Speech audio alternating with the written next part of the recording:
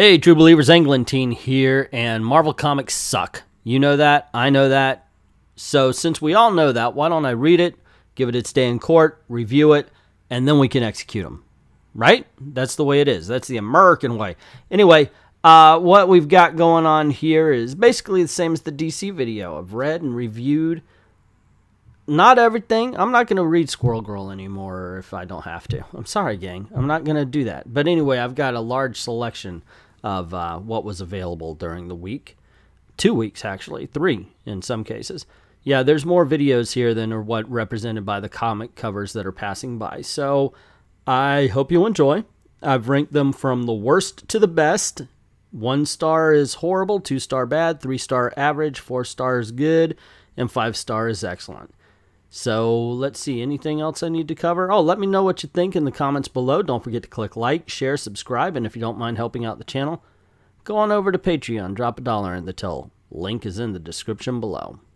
Alrighty, and we got a couple more. I don't know, I always finish up early. So what am I supposed to do? I've got to run this out until the covers all play out. So here we go. The 1 star books, they're horrible. They are the ones I cannot recommend. There's just nothing good about them. Weapon X, number 21. I want you to take everything I say with a grain of salt because all cards on the table, I did not finish this book. Now, I'm a story guy. I pay more attention to story than art in a comic book.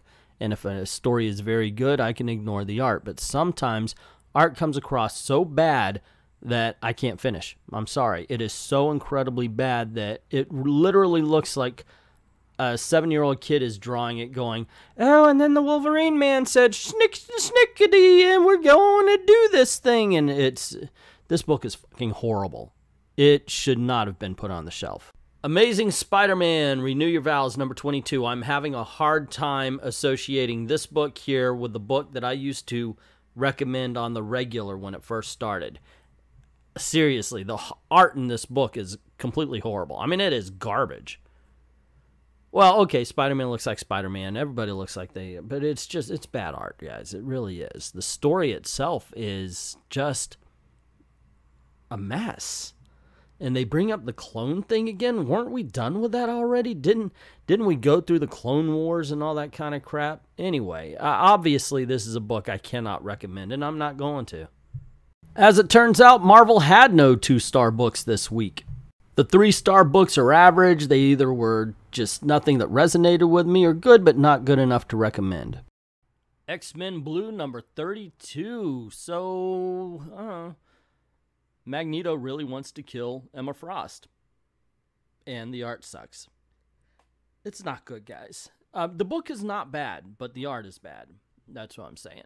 I liked it, actually. You know, Magneto's a threat again, and he should be, but until he decides he's not. I mean, literally, it's like, oh, I'm going to kill you all. I guess not. That's how it ends. Oh, sorry, spoiler. Ooh, my bad. Anywho, I thought it was decent, but it's decent without being any good, to tell you the truth. X-Men Gold, number 33. Obviously, by the cover you can see here, it's a Storm-centric issue, and for some reason on the cover, she's kind of frumpy looking. Not a fan of this cover at all. It just does not look good. But on the inside, the story is A-okay, man. Apparently her mom dies, so she has to go back to the village that worshipped her as a god, but they have another god there now, and he's a little more violent. And I do like the fact that they tell her, respect our new religion. I enjoyed that. And there's aspects of this book that's good, but those aspects are few and far between. And ultimately, the book is kind of dull. Amazing Spider-Man number 3 makes me think that maybe Nick Spencer is kind of like a beaten dog, afraid to go near anything, just wants to stay in a corner, you know, keep to himself, play it safe in this case, because even though he's got a decent premise here, you know, splitting apart Peter Parker and Spider-Man, not you get the powers and I get this and we're me, but actually to split them in half. That's a pretty cool idea, but it really feels like he's playing it safe, like he's afraid, and I have a feeling it's because of the beatdown he got for doing something bold with Secret Empire and having it fail completely. X-Men Blue, number 33, was not offensive. Okay, I guess I got to say more. I've got 40 seconds. Anyway, you have Magneto going to a future. He sees it's destroyed, metals everywhere, so he figures he's the one who did it. And it's basically him kicking his own ass for, I don't know, 15 or so pages until somebody comes up and says, "You're our hero!" And he's like, "No, I am not a hero. I did all this and I'm kicking my own ass." It's not offensive. Everything is just fine with this book. This is just the middle of the road right here. Infinity Wars #1. Is anybody else other than me just not excited by this? The Infinity War Prime thing totally turned me off. What's been going on, it's not bad. Actually, it really isn't bad. It's just, the most interesting character here is a low-level informant named Turk with the Mind Stone. That's who I want to watch. Otherwise, it's just, I've seen it. We've seen it all before, and that's what really kills me about this. No matter what they do, I just get a feeling of been there, done that, bought the t-shirt. X-Men Gold #2. The story in this book is fun. It is. It's Kitty Pryde going, remembering a time where she went to summer camp when she was 14. It's entertaining. It's fun. It's lighthearted. It is what I remember the X-Men were. This would have been a story in Marvel Comics Presents that was split up into like 3 or 4 issues, though, back in the 80s and 90s. This is not a big, massive, aha, we need to slap a higher price sticker on it kind of story, though. And that's where the problems come in. Once again, very entertaining. I'm going to recommend the book just based on that, but based on the higher price, I would say caution. Mr. and Mrs. X #1. Now, I did a full review on this one in which I said the basic gist of it was this is exactly the same book as X-Men Gold #31, where they had the wedding. The only difference is Gambit and Rogue go through with it, which is surprising because there's even the magic talks to the bride before they get married thing, which ended the wedding between Kitty Pryde and Colossus. It's not good, but it's not bad. I like the last part better than the first part. I liked after the wedding than the wedding itself. I guess I'm saying that. Fantastic Four #1, written by Dan Slott, is more of the ending of Marvel. I've said this before. It really is. It's the last chapter of Marvel 2-in-1 rather than the first chapter of Fantastic Four. We're still waiting for a Fantastic Four. Hopefully we'll get it next issue. It's not bad. It really isn't. And there are things that happen in the book that I kind of like. But it's just not what was promised. It's just one more book that we've been getting this summer that says it's going to do one thing and tries to subvert our expectations and ends up just being meh. The 4-star books I thought were genuinely good, and I'm happy to recommend them to you. Spider-Man Annual #1. I kind of liked it, in all honesty. It's weird because it seems like nothing really happens while a lot happens. It's very bizarre. It is a character-driven book. It does have action. He fights a Skrull for a few pages, but it's not really about the action. It's about him. Then it's about his dialogue and his inner monologue and such like that. And that's the part I like. He was told by his uncle, of course, to take care of himself because the city treats heroes like dirt, and he finds himself being treated like dirt, so he does have to weigh his options. It's good. It's a solid story. I kind of liked it. Astonishing X-Men #14. So Havoc's putting together a new X-Men team, and well, they come across Dazzler, and she wants to join, and they're like, "Hey, no," and she's like, "Hey, it's a sausage fest." Actually, it's a pretty good book. I'm just making fun of it. It's entertaining. I do wonder, when did Beast become humorless? And also, if Dazzler's doing a retrospect tour where her 1970s costume, early 80s, is what she's wearing, does that mean she was around for that? And wouldn't that make her over 50? It's entertaining, but if you're going to put stuff out there, you got to explain how that kind of thing happens. Captain America #2. Wow, what a mixed bag.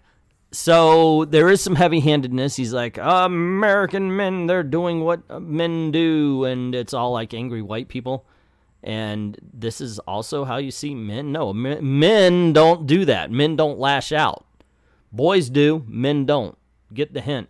On the other hand, I like the fact that they're having Captain America actually think about what he did in Secret Empire, which Mark Waid didn't do. Mark Waid's run was a cluster from the beginning to end. Here, yeah, if you look for the politics, you're going to find it. But overall, the book is actually pretty decent. Star Wars number 52 it's a lot of fun, actually, where basically the Millennium Falcon's being chased by a TIE fighter, only to find out that TIE fighter is being piloted by none other than Darth Vader. Dun, dun, dun. And then it's just a whole bunch of, well, we got to stay alive long enough to get a message to Luke and everybody else that's on the main ship. And it's entertaining. It's just fun. It's what Star Wars should be. You know, and truth be told, it did bring me back. I kind of like the art because it's almost like it's photorealistic. But yeah, it's entertaining. It's definitely one of Marvel's better books. Actually, the whole Star Wars line is Marvel's bread and butter these days. Old Man Logan number 45. Well, Old Man Logan is on the trail of Bullseye with his team, and it's a big chase issue. It's a big action issue. Surprisingly enough, though, they managed to give a little bit of character, a lot of character to Bullseye, who I have to admit I've been liking the way Marvel is handling Bullseye these days. Here in the Infinity War, or whatever they're calling it these days, he's the character I've been paying attention to. It's been pretty good. And this issue right here, like I said, it's a big action issue. It's a lot of fun. Don't look for any depth, but if you do that, I think you'll be entertained. Daredevil 606, and let me tell you, I'm thinking about having to go on a crusade like I did for Aquaman. Hopefully that doesn't mean Kelly Sue DeConnick will come over on Daredevil. Charles Soule writes a pretty mean story. In this case, it's all about the structure. The structure allows this story to come to the ending that it has and for you to go, oh, okay, yeah, that's cool. And it's an enjoyable story on the way. It's all about character, and that's something I like about Charles Soule's writing. Even with the action, he never loses sight of the character and who the character's supposed to be. I can't recommend this book more. It's not a 5-star, but it's definitely really good. Darth Vader, number 19. So one of the brilliant things about this book is that I don't root for the hero, or the protagonist, I guess I should say, whatever you want to call Darth Vader. He's the villain. He's still the villain. He's written like a villain. So oftentimes I find myself rooting for his failure because he's doing something pretty despicable. In this case, trying to steal a baby from a former Jedi. Yeah, I mean, it's very well written, and it's amazing that kind of characterization, that kind of manipulation could be handled so well. I love this book. It's a good book. The Immortal Hulk, number 4, is more of the Sasquatch's story than anything else. It's basically he's decided he's going to help the reporter McGee find Bruce Banner, and we get the Sasquatch's story, and I'm pretty sure it's all to set up for the next battle because it looks like the Sasquatch just hulked out. It's a good story, don't get me wrong. It's just not a Hulk-focused story, that's all. It's very well written. I'm finding out I really enjoy this Immortal Hulk book. At first I was like, yeah, it's alright, but the more it goes on, the better it's getting, and that's pretty cool. The 5-star books are excellent. They may not be Watchmen quality, but they certainly get the job done. X-Men Grand Design, Second Genesis. Let's get the negative out of the way. The art isn't great. That's just the facts. Does it hurt the book? No, not really, because what this really is a sell point of is it's walking you through the history of the X-Men. This is X-Men Grand Design Second Genesis. The first one took you all the way up to the Krakatoa Island. This is starting off the new X-Men all the way up to the Death of Phoenix. It is an amazing book, especially if you're an X-Men fan, especially if you're an X-Men fan of the Chris Claremont days. Cosmic Ghost Rider number 2. Man, the first issue I called a B movie put to paper, and it continues that right here. More to the point, it continues to be a hell of a lot of fun. This is, I hope, a book that never crosses with the main MCU. We don't need continuity. We need to allow this book to be as crazy as it freaking wants to. And in this, they kind of confirm that that's what happened. As a character says, you now live in a timeline where the Punisher is raising Thanos as a child. It is just tons of fun. And the number 1 Marvel comic book for the week of 8/8/2018 is Death of the Inhumans number 2. Man, Kates has got control on this shit. He, right now, I mean, like, he owns me as far as Death of the Inhumans is. I am so freaking invested in this. And each time I think, okay, yeah, I see where this is going. He turns it, and something happens at the end that makes me wish this was a trade paperback and I could read it all at once. What an amazing story. What an amazing book. I don't think it's just coincidence that Kate's has 2 5-star books in this countdown. So there you go, gang. That's my countdown. Did I rate something too high? Did I rate something too low? Was there something I left off the countdown that you would recommend I read and check out? By all means, let me know about that. Also, don't forget to click like, share, subscribe, hit that notification bell. And yeah, that's about it. Cool things happen around these parts. Hate for you to miss anything. Also, this is the way I'm trying to make a living. Not only this, but Mad About the Mouse. I just started another YouTube channel. It's kind of fun. I'm enjoying it anyway. So go on over there, check that out. The link's in the description below. And speaking of links that are in the description below, Patreon.